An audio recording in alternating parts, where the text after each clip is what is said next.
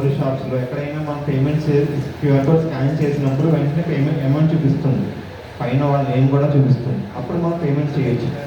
కానీ కొన్ని పాన్ షాపుల్లో కానీ బయట ఎక్కడైనా రెస్టారెంట్స్లో కానీ ఎక్కడైనా మనం క్యూఆర్ కోడ్ స్కాన్ చేయగానే పేమెంట్ చూపిస్తుంది అంటే ఒకసారి వెరిఫై చేసుకోవాలి, మనం పే చేస్తున్న మనిషి జెన్యూనా కదా, కరెక్టా కదా, అమౌంట్ కరెక్టా కదా.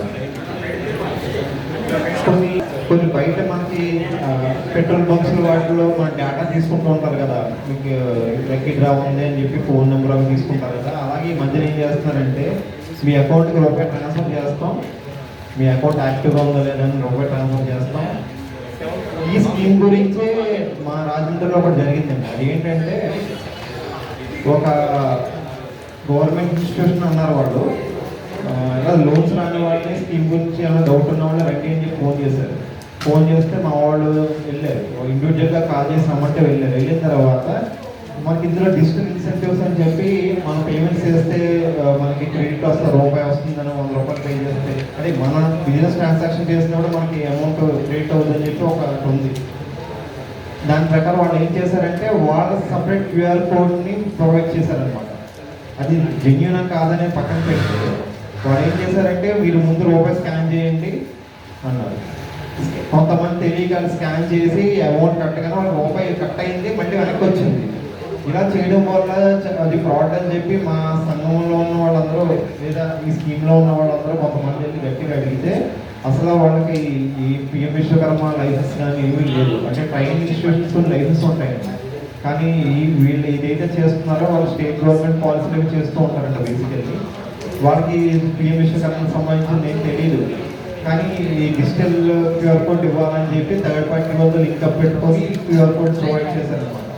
సో అందులో అలా కొంతమంది ముగ్గురు అయ్యారు, కానీ అమౌంట్ పోలేదు. కానీ తెలియని వాడు ఏం చేస్తామంటే మనం క్యూఆర్ కోడ్ తీసుకుని వాడతాం, అవి ఫేక్ క్యూఆర్ కోడ్ అయ్యే ఛాన్సెస్ ఎక్కువ ఉంటాయి. అలాగే మనం భారతపై చెప్పి క్యూఆర్ కోడ్ పెట్టుకుంటాం బయట. భారతపై తప్పని అనట్లేదు, ఆ క్యూఆర్ కోడ్స్ని పీరియాడికల్గా ఎవ్రీ ఇయర్ వాళ్ళు వచ్చి చేంజ్ చేస్తూ ఉంటారు, మనం సబ్స్క్రిప్షన్ తీసుకుంటాం. మన ఫోన్పేలో క్యూఆర్ కోడ్స్ ఉంటాయి, ఎక్కడన్నా వాళ్ళకి క్యూఆర్ కోడ్ ఇస్తున్నాం. క్యూఆర్ కోడ్ అనేది ఈ రోజుల్లో డబ్బులు అమౌంట్ విషయమే కాదండి, అందులో ఫేక్ వైరస్లు కూడా పంపించవచ్చు, ఫొటోస్ పంపించవచ్చు, ఏదైనా పంపించవచ్చు. క్యూఆర్ కోడ్ స్కాన్ చేస్తే వెబ్సైట్ ఓపెన్ అవుతుంది, క్యూఆర్ కోడ్ స్కాన్ చేస్తే ఫోటో వస్తుంది, క్యూఆర్ కోడ్ స్కాన్ చేస్తే మన ఇన్ఫర్మేషన్ కూడా పోతుంది. మీకు తెలుసో తెలీదో మనం తీసుకున్న ప్రతి ఫోటోలోని మన యొక్క ఇన్ఫర్మేషన్ ఉంటుంది. ఇప్పుడు ఎలా ఫోటో తీసుకున్నాం అనుకోండి, ఈ ఫోటో ఏ ప్లేస్లో తీసుకున్నారో, ఏ రోజు తీసుకున్నారో అని ఫోటోలో నిశ్చితంగా ఉంటుంది అన్నమాట. దాన్ని బట్టి ఈ ఫ్రాడ్ చేసేవాళ్ళు మన లొకేషన్ కూడా గ్యాదర్ చేసే అవకాశాలు ఉంటాయి అన్నమాట. అండ్ ముఖ్యంగా లేడీస్ వాడుతూ ఉంటే లేడీస్కి దీని మీద పెద్దగా అవగాహన ఉండకపోయినప్పుడు తప్పులు చేసే అవకాశాలు ఎక్కువ ఉంటాయి అన్నమాట. అంటే సైబర్ సెక్యూరిటీ చాలా పెద్ద కాన్సెప్ట్ ఉంది, నేను మామూలు సింపుల్గా కొన్ని చెప్తున్నాను. మన బిజినెస్కి ఎలా ఉపయోగపడుతుందంటే అండి, మనం పేమెంట్స్ చేయాలి, ఖచ్చితంగా మన పేమెంట్స్ డిజిటల్ ఇండియాలో ఉన్న మన పేమెంట్స్ ఆన్లైన్లో చేయాలి. కానీ ఫ్రాడ్ వాళ్ళు ఎలా వస్తారంటే వాట్సాప్ ద్వారా వస్తారు, లేదా ఇన్స్టాగ్రామ్ ద్వారా వస్తారు. ఎలా రీచ్ అవుట్ అవుతారు, ఈ ఫలానా కోర్స్ ఉంటే మిమ్మల్ని రీచ్ అవుట్ అవుతాం అని చెప్పి వాట్సాప్లో చేయమంటారు. మామూలు ఇన్స్టాగ్రామ్లో చూసారు కదా, ఎన్నో కోర్స్ చూస్తుంటే వెళ్ళి డైరెక్ట్గా వాట్సాప్కి లింక్ అవుతుంది, మనం అక్కడికి వెళ్ళి చేసి మనకి ఇష్టం కోర్స్ జాయిన్ అవుతున్నాం. అలాగే వీళ్ళు ఏం చేస్తున్నా ఫేక్ పేమెంట్ లింక్స్ కానీ ప్రొడక్ట్స్ ఆన్లైన్లో ఉంటాయి, ఇన్స్టాగ్రామ్లో కానీ కొన్ని ఫేస్బుక్లో కానీ ప్రొడక్ట్స్ ఇస్తూ ఉంటాడు. ఫలానా జ్యువెలరీ ఎంత తక్కువకి వస్తుందో, లేదా ఫలానా చీర తక్కువకి వస్తుందో. వీళ్ళు ఎలా రీచ్ అవుట్ అవుతారంటే మన దగ్గరికి ఒక వస్తువుని తక్కువగా చూపిస్తారు. ఎగ్జాంపుల్గా ఒక 100 గ్రామ్ గోల్డ్ జ్యువెలరీ ఉందనుకున్నాను, అది మామూలుగా 2000 ఉందంటే వీళ్ళు 1000 రూపాయలు చెప్తారు. చెప్పి మనం రీచ్ అవుట్ అయిన తర్వాత ఇక్కడ రెండు నష్టాలు జరుగుతాయి. ఆ నష్టాలు ఏంటంటే మన ప్రోడక్ట్ కొనుక్కుంటాం, ఫేక్ ప్రోడక్ట్ కొనుక్కుంటాం. ఎందుకంటే ఇప్పుడున్న అన్ని బిజినెస్లు కూడా ఫొటోస్తోనే బిజినెస్ జరుగుతున్నాయండి. జెన్యున్గా మనం ప్రోడక్ట్ చూసి కొనుక్కునేది లేదు, ఎందుకంటే షాప్కి వెళ్ళి కొనుక్కునే రోజులు లేవు కదా, తగ్గిపోయినాయి. మనం అన్నీ కూడా ఫోన్లో ఫొటోస్ చూసి కొనుక్కుంటున్నాం వస్తువులనే కాదు, ఏదైనా సరే, అది ఎలక్ట్రానిక్స్ అయినా లేదా జ్యువెలరీ అయినా ఏదైనా. దాని గురించి 3D ఎక్స్పీరియన్స్ ఇవ్వడం కోసం రకరకాల వెబ్సైట్లో 3D ఎక్స్పీరియన్స్ ఇస్తున్నారు. సో అందరూ మనం దగ్గరికి వెళ్ళి ప్రొడక్ట్ చూసి పనిచేస్తున్నా లేదా చూసి కొనుక్కునేవాళ్ళం.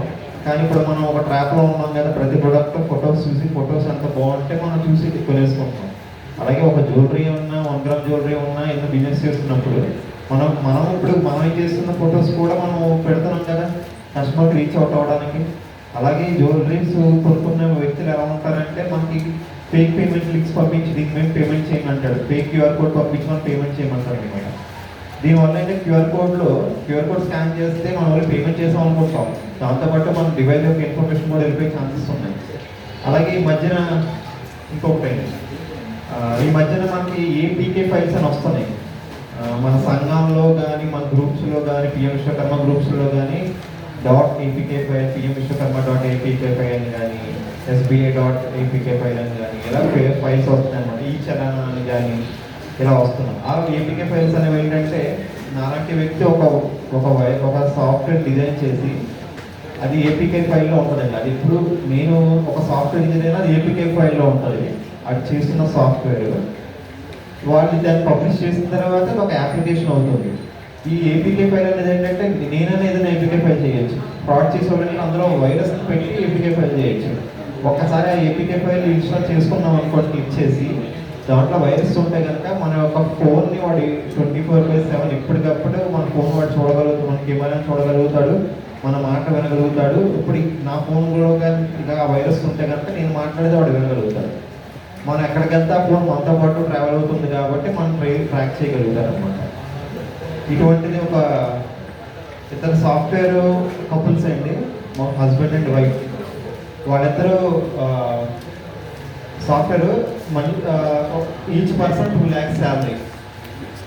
వీళ్ళిద్దరూ మంచి ఎర్నింగ్ చేసేవారు, అంతా బాగానే ఉంది.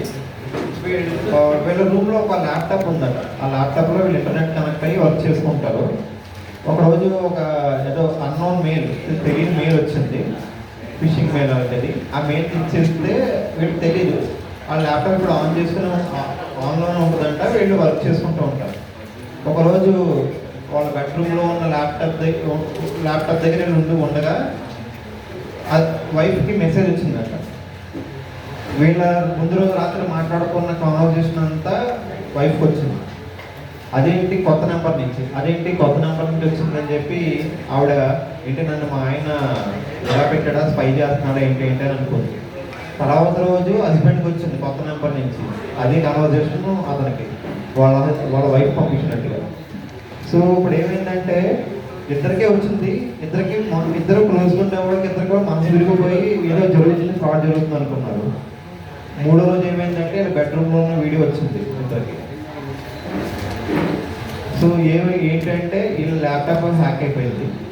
వీళ్ళు 24/7 వీళ్ళు ఏం చేస్తున్నారు, వీళ్ళు ఏం మాట్లాడుతున్నారు, వాళ్ళ బెడ్రూమ్లో ఉన్న ల్యాప్టాప్ వాళ్ళ లైఫ్లో కొలాప్స్ అయ్యి 3 కోట్లు ఖర్చు పెట్టినా కూడా ప్రాణాలు పోగొట్టుకున్నారు. ఎందుకు అంటే 3 కోట్లు ఇచ్చిన తర్వాత కూడా ఒక 50,000 కావాలని, 1 లక్ష రూపాయలు కావాలని, 50 లక్షలు కావాలని డిమాండ్ చేస్తే వాళ్ళు ఎక్కువ అప్పు తీసుకురావడమో లోన్ తీసుకురావడమో చేయడం వల్ల ఏమైందంటే బ్యాంకింగ్లో వీళ్ళకి ఒక నోట్ అయిపోయింది, మ్యాక్సిమం డ్రా చేశారు, మ్యాక్సిమం చేస్తున్నారని. వీళ్ళ ఆఖరికి వాళ్ళ ఫ్యామిలీ రిలేటివ్స్కి కూడా ఆ వీడియోస్ షేర్ అయిపోయాయి. ఎందుకంటే వాళ్ళు ఇన్ టైంలో అమౌంట్ పే చేయకపోవడం వల్ల. అలా షేర్ అయిపోవడం వల్ల ఫ్యామిలీ వాళ్ళు అందరూ ఫోన్ చేసి ఏంటి మీరు ఎలా చేస్తున్నారు, మీ బెడ్రూమ్ వీడియోస్ మాకు షేర్ చేయడం ఏంటి అని చెప్పి వాళ్ళందరూ వచ్చేసరికి వీళ్ళకి పరుగు పోయినట్టుగా ఫీల్ అయ్యి వీళ్ళు సూసైడ్ చేసుకున్నారు, హస్బెండ్ అండ్ వైఫ్. దీని ఇన్వెస్టిగేషన్ చేస్తున్న ఆఫీసరు ఏంటి ఎందువల్ల అలా జరిగింది అంటే వాళ్ళకు రాత్రి ఒక మెయిల్ వచ్చింది. ఆ మెయిల్ని ఇలా అనుకోకుండా క్లిక్ చేశారు, దాంట్లో వైరస్ వచ్చింది. సో ఈ ల్యాప్టాప్ ఎప్పుడు 24/7 దానికి పవర్ కనెక్ట్ ఉండడం వల్ల ల్యాప్టాప్ షట్ డౌన్ అయినా వీళ్ళు చేశారు, కానీ అది అవ్వలేదు. కెమెరా ఎప్పుడు ఆన్లోనే ఉంది, మైక్ ఎప్పుడు ఆన్లోనే ఉంది, వాళ్ళ మాటలు వీడియోస్ అన్నీ రికార్డ్ అవుతూనే ఉన్నాయి, వాడు అవన్నీ చూస్తూనే ఉన్నారు. ఇప్పుడు ఇక్కడ సీసీ కెమెరా ఉందనుకోండి, హ్యాక్ ఉందనుకోండి, మన అందరూ చూస్తూనే ఉంటారు. అలాగా ఈ సైబర్ దాడులకి చాలా దారుణంగా జరుగుతుంది అనమాట. ముఖ్యంగా లేడీస్, ఆడపిల్లలు వాష్రూమ్లో ఫోన్స్ తీసుకెళ్తున్నారు, అది చాలా డేంజర్ అండి.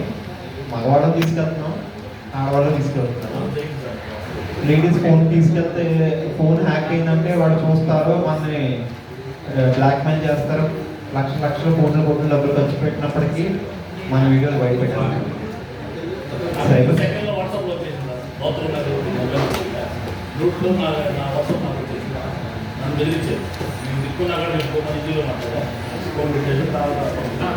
సో ఇలాంటివి జరుగుతున్నప్పుడు, డబ్బులు పోయినప్పుడు, ఇలాంటివి జరుగుతున్నప్పుడు ఏం చేయాలో కూడా తెలియాలి కదా.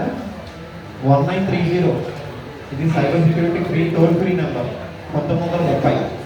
దీనికి ఫోన్ చేసి వాళ్ళకి జరిగిన విషయం చెప్తే డబ్బులు పోగొట్టుకుంటే కనుక ఏ విధంగా డబ్బులు పోగొట్టుకున్నారో, ఎక్కడెక్కడ ఏ అకౌంట్ పొరపాటు చేశారా, ఎంత యూపీఐ చేశారా, లేకపోతే నెట్ బ్యాంకింగ్ చేశారా, ఆ డీటెయిల్స్ అన్ని వాళ్ళకి ఇస్తే వాళ్ళు ఏం చేస్తారంటే అటువంటి బ్యాంక్ అకౌంట్స్ అన్ని ఫ్రీజ్ చేసి మన అమౌంట్ మనకు వచ్చేలా చూస్తారు. ఆన్లైన్లో కంప్లైంట్ ఇచ్చాము అని కాకుండా మళ్ళీ లోకల్ పోలీస్ స్టేషన్ దగ్గరికి వెళ్ళి కంప్లైంట్ ఇవ్వాలి. లేదు మా పొరుగు పోతే పోలీస్ స్టేషన్కి వెళ్ళడం మాకు ఎప్పుడు లేదు అనుకుంటే అది మనకే ప్రాబ్లం ఉంటుంది. సో ఇలాంటివి జరుగుతున్నాయండి.